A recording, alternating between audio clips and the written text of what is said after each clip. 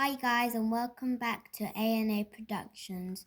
I've just stuffed a load of slime into an egg because I've seen loads of squishy tutorials on putting squishies inside eggs, and I'm going to crack it in 3, 2, 1.